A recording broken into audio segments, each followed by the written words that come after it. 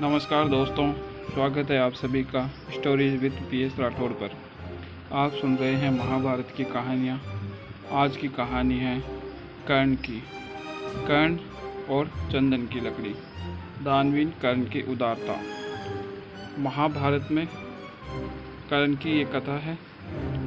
महाभारत का दृष्टांत है। एक बार भगवान श्री कृष्ण पांडवों के बीच बातों ही बातों में कर्ण की दानवीरता और उदारता की बड़ी प्रशंसा कर रहे थे। कर्ण की प्रशंसा बार बार सुन अर्जुन ईर्ष्या से जलने लगा। अर्जुन ने भगवान श्री कृष्ण से कहा, मधुसूदन, आप जानते हैं कि हमारे ज्येष्ठ भ्राता श्री से बढ़कर कोई उदार नहीं है, फिर भी आप उनके सामने उस कर्ण की प्रशंसा कर रहे हैं।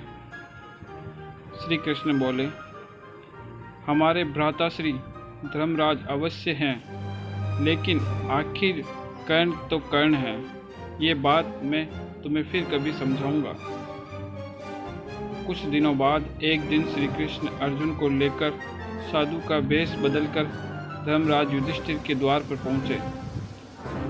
उन्होंने धर्मराज से कहा कि हमें यज्ञ हवनादि करने के लिए एक मन चंदन की सूखी लकड़ियां चाहिए। महाराज युधिष्ठिर ने साधुओं का स्वागत सत्कार किया और अतिथि गृह में प्रतीक्षा के लिए बिठा दिया।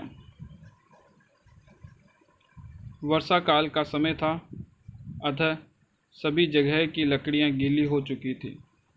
फिर भी महाराज युधिष्ठिर ने नगर में अपने सेवक भेजे तथा लकड़ियों की व्यवस्था करने की कोशिश की। सेवक सभी जगह भटक कर आ गए, किंतु एक मन चंदन की लकड़ियां नहीं जुटा सके, और मिल भी कैसे सकती थी। जितनी थोड़ी लकड़ियां वो जुटा सके थे, उन्हें लेकर महाराज युधिष्ठिर साधुओं के वेश में आए भगवान श्री कृष्ण और अर्जुन के पास पहुँचे। धर्मराज बोले, महात्माओं, आपके एक मन चंदन की लकड़ियों की व्यवस्था करने में मैं असमर्थ हूँ। आप चाहे तो कुछ और मांग सकते हैं। इस प्रकार साधु के वेश में खड़े श्री कृष्ण बोले, चंदन नहीं मिल सकता तो कोई बात नहीं, हम कहीं और से व्यवस्था कर लेंगे। प्रणाम, ये कहकर वे दोनों चल दिए। यहाँ से सीधा वह दोनों कर्ण के द्वार पर पहुँचे। वहाँ भी उन्होंने एक मन चंदन की लकड़ियों की मांग की। कर्ण ने दोनों साधुओं का स्वागत सत्कार किया और बोले, आज तो चंदन की लकड़ियां मिलना संभव नहीं है। अगर आप 1-2 दिन ठहरे तो व्यवस्था हो सकती है। इस पर साधु के वेश में श्री कृष्ण बोले, नहीं, हमें वर्षा काल में ही यज्ञ करना है, अतः आज ही चाहिए। दे सको तो ठीक, अन्यथा हम कहीं और से व्यवस्था कर लेंगे। कर्ण बोला, अगर ऐसी बात है तो ठीक है, आपके लकड़ियों की व्यवस्था अभी किए देता हूँ। इतना कहकर कर्ण ने अपना धनुष और बाण उठाया और अपने महल के किवाड़, पलंग, खंबे और जो भी चंदन का था सब तोड़ डाला और बोला, ये लीजिए, आपकी चंदन की व्यवस्था हो गई है। श्री कृष्ण बोले, लेकिन तुमने हमारे यज्ञ के लिए इतनी कीमती चीज़ों को क्यों तोड़ दिया? कर्ण बोला, ये चीज़ें तो फिर बनाई जा सकती हैं, लेकिन आप मेरे द्वार पर फिर नहीं आएंगे। मैं अपने द्वार पर आए अतिथि को खाली हाथ नहीं भेज सकता। ये सुनकर भगवान श्री कृष्ण ने कर्ण को आशीर्वाद दिया और वहाँ से चले आए।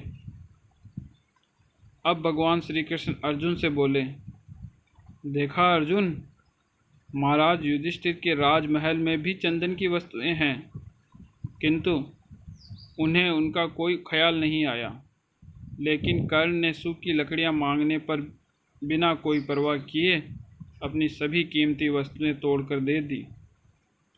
कर्ण स्वभाव से दानी है और उदार है, लेकिन महाराज युधिष्ठिर विचार से दानी हैं। कहानी से सीख मिलती है कि दान वो नहीं जो समृद्ध स्थिति में किया जाता है, बल्कि असली दान वो है जो अभाव होने पर भी किया जा सकता हो। हम में से अधिकांश लोगों का स्वभाव ऐसा ही है। लोग धर्म की बड़ी बड़ी बातें तो करते हैं, लेकिन जब धर्म व्यवहार की बात आती है तो अधिकांश लोग पीछे हट जाते हैं। आजकल के बड़े बड़े दानी दान में भी अपना स्वार्थ देखते हैं। इसलिए दोस्तों, इस कहानी से हमें यही शिक्षा लेनी चाहिए कि धर्म हमारा स्वभाव बने, केवल विचार नहीं। आप सुन रहे हैं ये कहानी स्टोरीज विद PS राठौड़ पर। और भी इसी तरह की कहानियों के लिए इस चैनल को सब्सक्राइब करें।